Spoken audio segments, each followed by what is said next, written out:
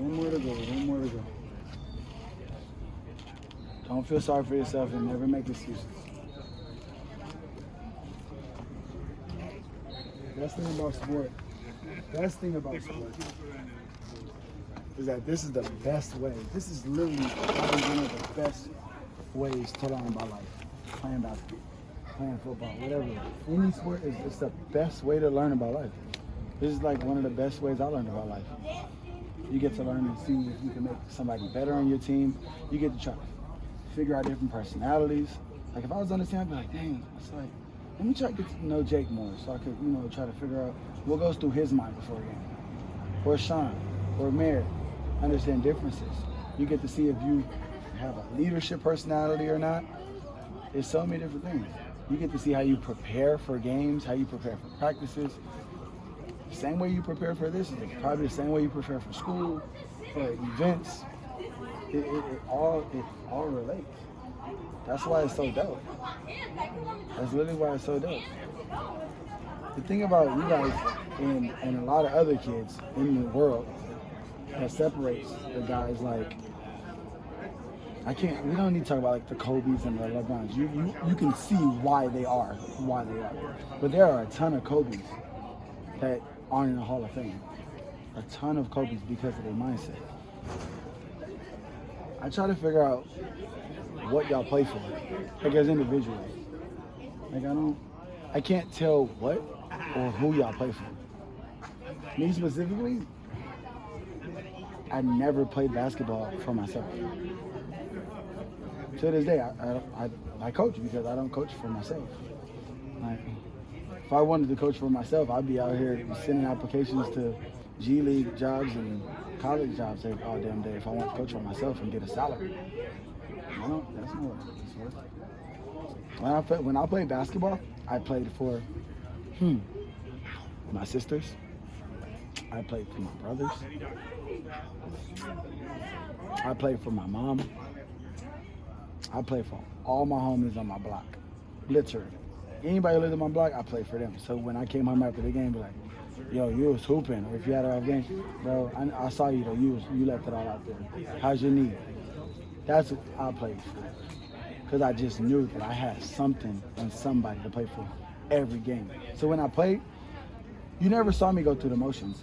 I wasn't half as talented as you are now. I didn't have no trainer. My first trainer was like 16 years old. Y'all are way nicer. All of you, literally, all of you are nice. You have a way better skill set than I did at your age. Way better. But me, when I played, I didn't have shit. I have nothing. It's funny, I honk when I say shit. Nothing. I didn't get no allowance. I didn't have a bank account. I didn't have a phone. I didn't have shit. So when I pick up the ball, every possession meant something to me. I was dripping sweat in warm-ups. It was OD. But it's because my adrenaline and my passion was just there from beginning to end of the game. Whether I scored 2 points, 12 points, 5 rebounds, it didn't matter. So I just want to know what you play for. What do you play when you on the court, when you come to practice, when you come to the game? Like, what do you play for? Who do you play for? Family. Why? Because they sacrifice, like they guide me to everything. They take care of me. They make me good. So. Because they sacrifice the fucking time to allow you to do. What do you play for? My friends. Your friends? Who? These guys? So you play for them. I want to see it. I want to see it. I want to see you in Armitage. I want to see you do whatever it takes for them every play. Die for them. If they're your real friends, you would die for your real friends. A lot of people say they're friends, but if somebody came over here and said, hey, you got to do this or that, that's for you, and that one is going to sacrifice you for them. That's when you know if it's a friend or not. Who do you play for? My teammates, family. Why? So I want to see everyone around me getting better. So if I know that if I do good, they'll feed off of me. No, that's the other one. Why do you play? Who do you play for when you play? I don't know. I can tell. It depends on the day. Who do you play for? Just my parents. Why? Just because they're always like pushing me to like do better and like there's like always there for me. Why do you play for your teammates? Because I want to make them do better, or not because I want to make everyone around me play better. Why? Why? They sacrifice stuff. Because they sacrifice for you? Why do you play, Ryan? I play for my friends, my family. Why?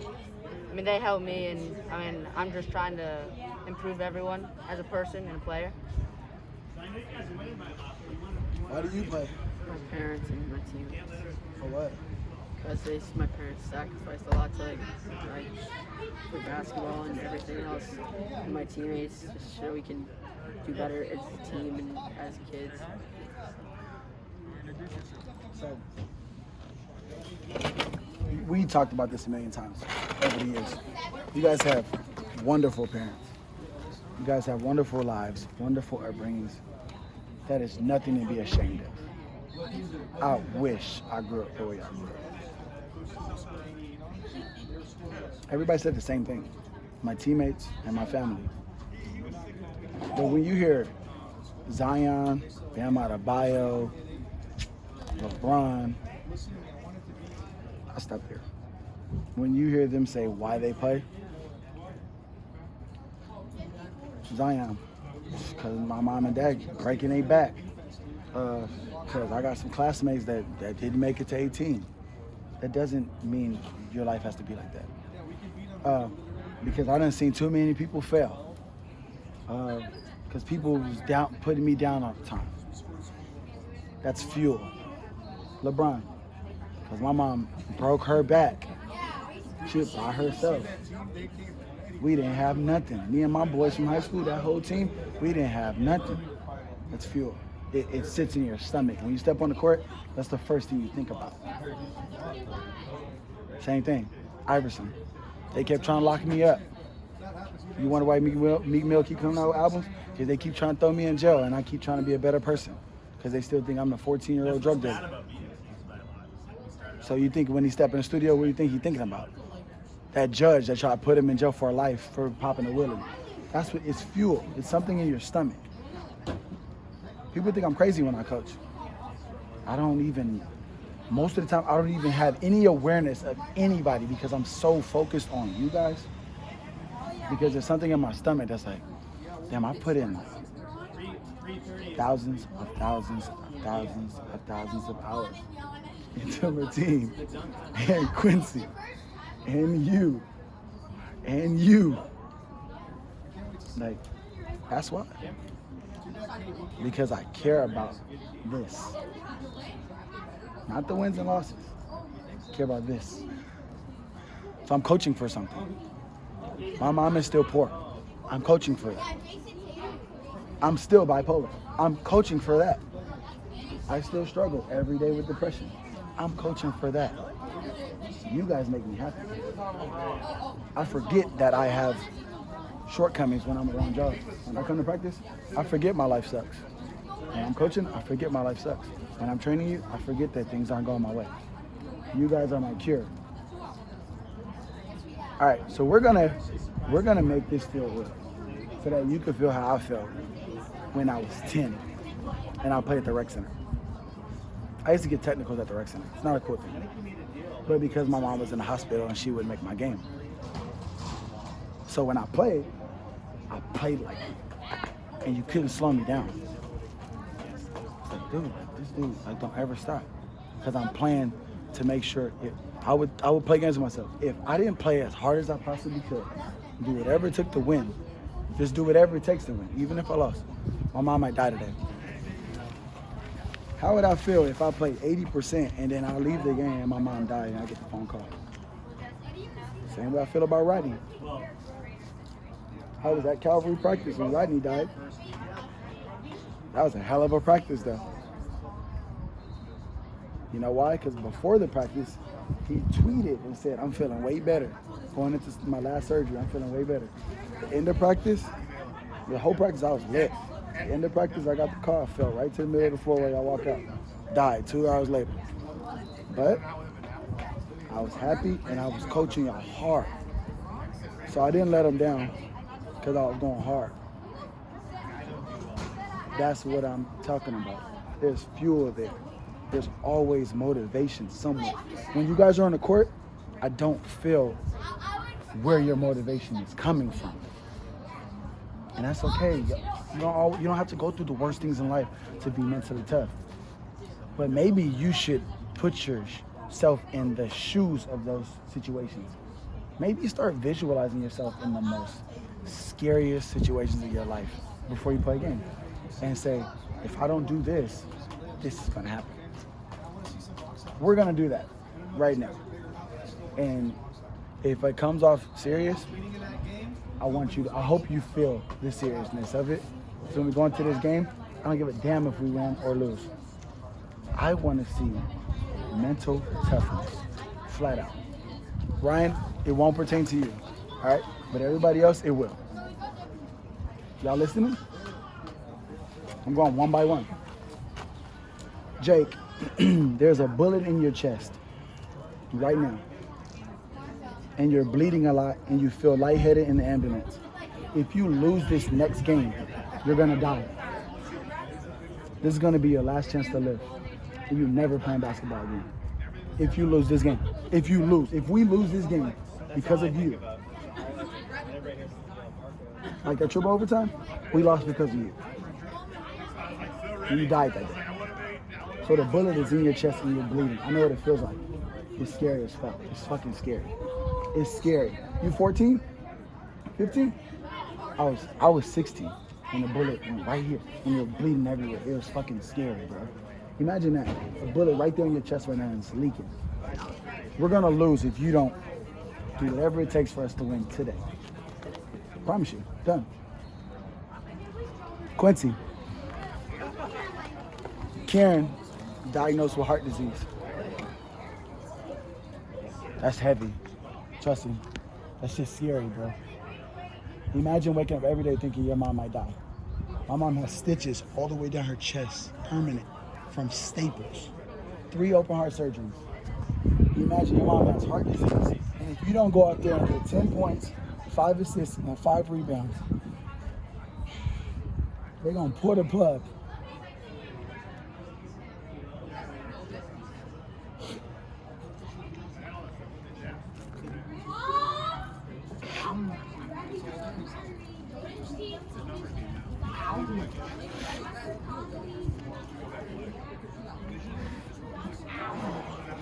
You don't get 10 points.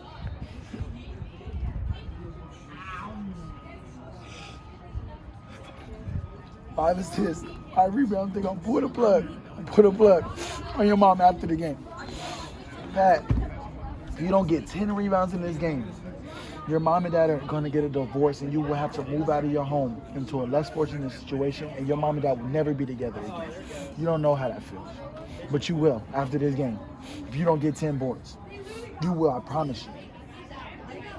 But team, you have to play the best defense of your life in this game or your dad's gonna leave you and your mom out of nowhere. Leave you, your mom, and Sophia out of nowhere. Unexpectedly, he's gonna give up, he's gonna say, fuck it, and he's leaving. He'll leave you alone, you'll never play basketball another day in your life, I promise you. Guaranteed. You don't play the best defense of your life in this game right now. Sean, this one sucks. Because I know how it feels to be a big brother. If you don't play like the most experienced and mature player on the court today, your little sisters will never have the confidence to be anything. Professional gymnasts, because they won't ever have the confidence to believe in themselves after they saw you play today. If you fall short, they will never have confidence. They will be insecure. They will have anxiety. They won't believe in themselves. They will allow people to take advantage of them and abuse them, and they will never respect themselves. If you fail, when you play on the court.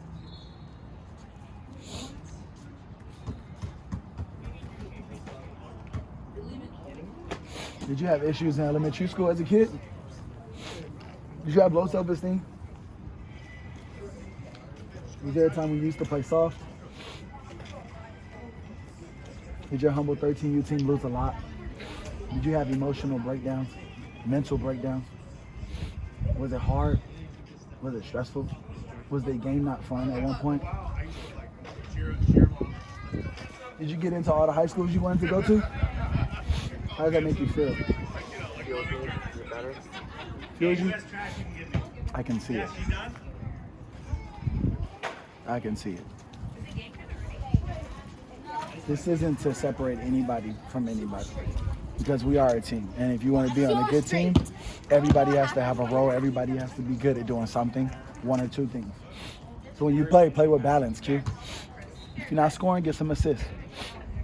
Rebound the ball. If you're not doing that, block a shot. Play with balance. But play for what I just read, because that's who you are, just for just one game.